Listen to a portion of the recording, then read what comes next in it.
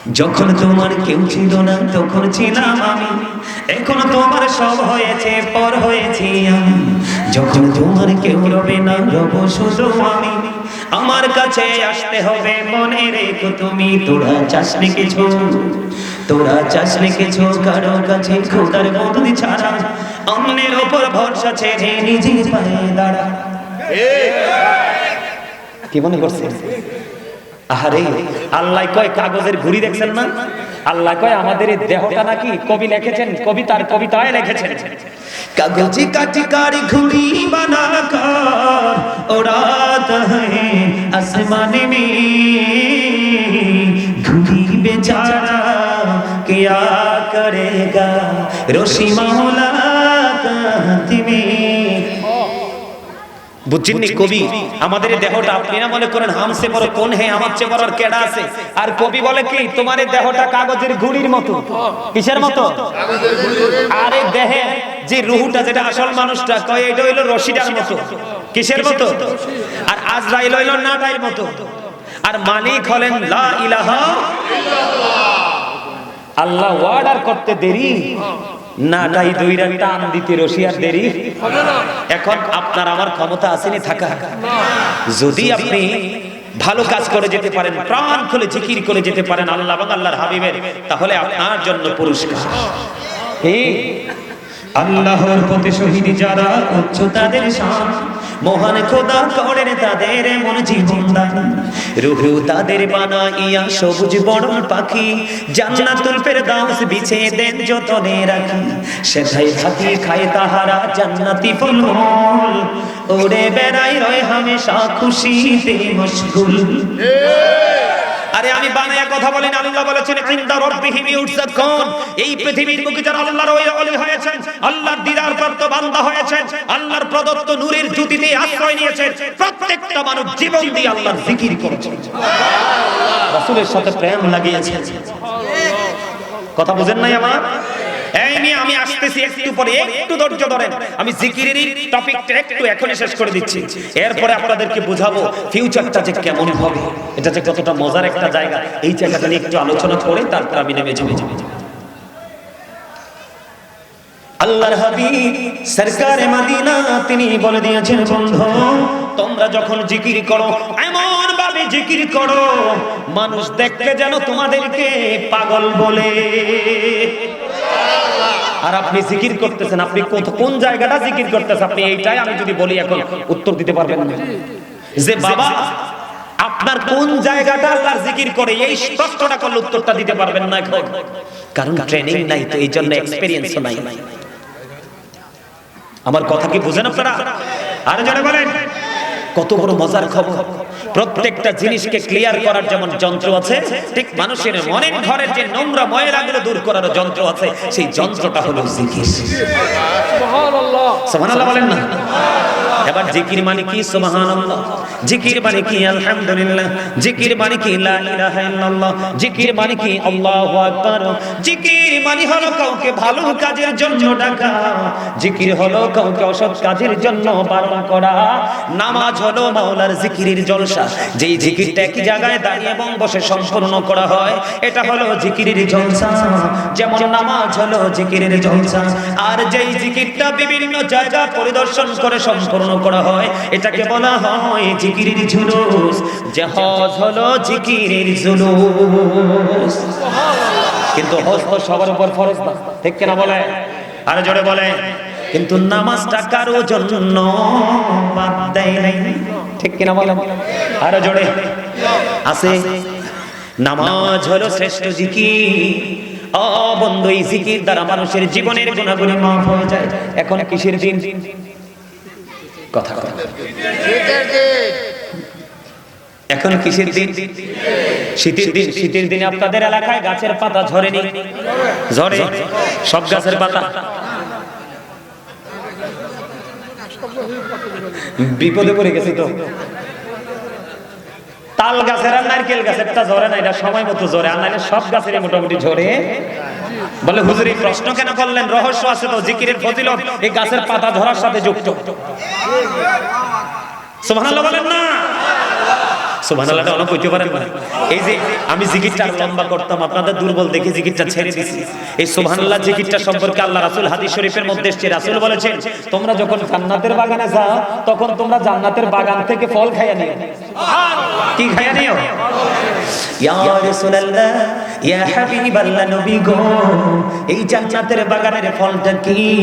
আমার নবী বলে দিয়েছেন সুবহানাল্লাহ ওয়া আলহামদুলিল্লাহ লা ইলাহা ইল্লাল্লাহ সুবহানাল্লাহ আলহামদুলিল্লাহ লা ইলাহা ইল্লাল্লাহ মুহাম্মাদুর রাসূলুল্লাহ সাল্লাল্লাহু আলাইহি ওয়াসাল্লাম। আলহামদুলিল্লাহ বলো।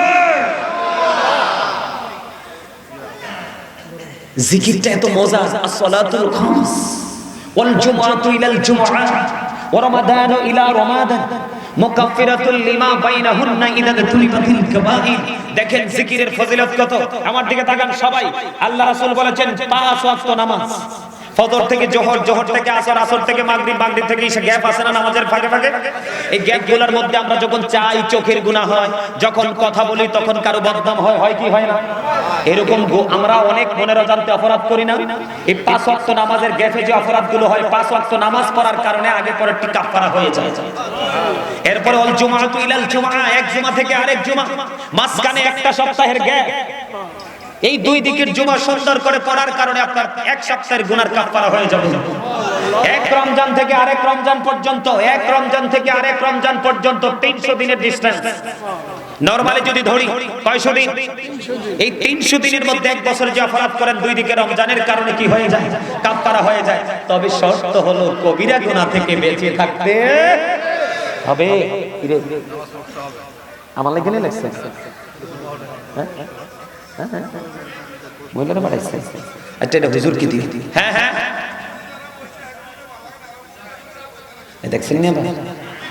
এতক্ষণে ভালো হয়েছে। থাক থাক থাক থাক থাক থাক, রাগ হইয়েন না। কারণ যে যে দূর করবো ব্যাগে করে দূরে নিতে পারবো, নিজে আর উপরে নাই। কি নাই? চেয়ারম্যান সাহেব কি বলেন? যে যে দূর করবো এর দূরে তার ব্যাগে উঠবে আর বেশি। কারণ আপনি জাল বানাইছেন ফেলুন জাল, এটা তো ওঠার কথাই গুড়া মাছ, ঠিক কিনা বলেন? আর আপনি বানাইছেন, আপনি জলাই নিয়ে নামছেন ফলো। এইটার ভিতরে চাইলেও গুড়া মাছ আটকানো সম্ভব। সাপছেন হেবাড়ায় গুড়া মাছ ধরছে, এসি বাইক দিয়ে দিতে পড়ছে গেছে, আপনি সাপের লগে বোয়াল মাছ। কিও? কারণ আপনারটা বড় মাছ ধরার কৌশল, বড় মাছ ধরার জাল, ঠিক কিনা বলেন? আরেকজনে কয় আমার বড় ছোট কিছু বাছাবাছি নাই, আমি কুলি জাল মারবো। কি মারবো? শিং, কই, মাগুর, রুই, কাতল যা আছে আয় টাইনা লইয়া বাইক। যেমন রুচি তেমন কাজ, যেমন কাজ তেমন কাজের ফল। একদম সোজা স্ট্রেট ফরওয়ার্ড কথা। আমাকে ডিস্টার্ব করেন না। হুজুর চলে আসবে, আমি আরেকটু ওয়াজ করতে চাই আপনাদের সামনে। নেবেন? নেবেন? কি চমৎকার না জিকিরের বরকতটা, মজার না? 5 ওয়াক্ত নামাজের গ্যাপের গুনাহ মাফ, এক জুমা থেকে আরেক জুমার গ্যাপের গুনাহ মাফ, এক রমজান থেকে আরেক রমজানের গ্যাপের গুনাহ মাফ। তবে রাসূল শর্ত দিয়েছেন কবিরা গুনাহ করো না, করলে কিন্তু বিপদে পড়ে যাবে। ঠিক কিনা বলেন? ওই যে শীতের দিনের কথা বললাম বন্ধু, আবু যর রাদিয়াল্লাহু তাআলা থেকে হাদিস কানা বর্ণিত, আমার নবী আপনার নবী সরকারে মদিনা তিনি বের হলো। বের হওয়ার পরে তিনি নজর দিয়ে দেখলেন শীতের দিনের কারণে, শীতের কারণে শুষ্ক হয়ে গাছের পাতাগুলো বন্ধ জোরে জোরে পড়ছে।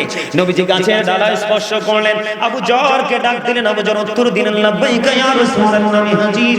আমার নবীজি বললেন, রে আবু যর তুমি তাকায়া দেখো শীতের দিনের কারণে গাছের পাতাগুলো কেমনি বিরামহীন ভাবে ঝরে ঝরে পড়ছে। আবু যর আমার উম্মত গুলো, আল্লাহর প্রিয় বান্দা গুলো, নামাজ নামক জিকির, শ্রেষ্ঠ জিকির হলো কি নামাজ? কথা বলেন না কেন? এই নামাজ এটা জান্নাতেরও চাবি। আমার আগে আলোচনা করেছেন যিনি, তার আগে আলোচনা করেছেন যিনি, অত্যন্ত চমৎকার ভাবে তিনি বুঝিয়েছেন বন্ধু।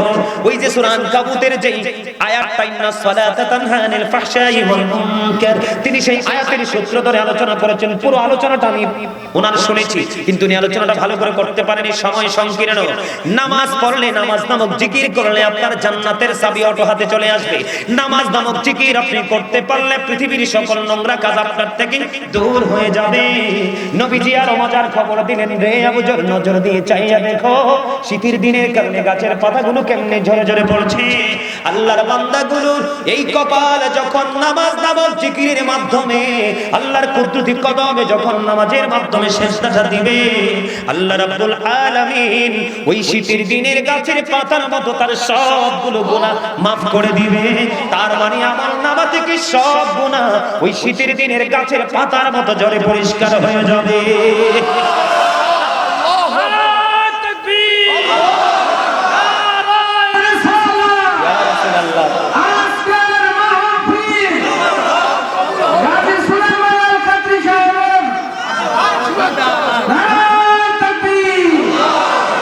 আরে লাল গোলাপ শুভেচ্ছা কয় না,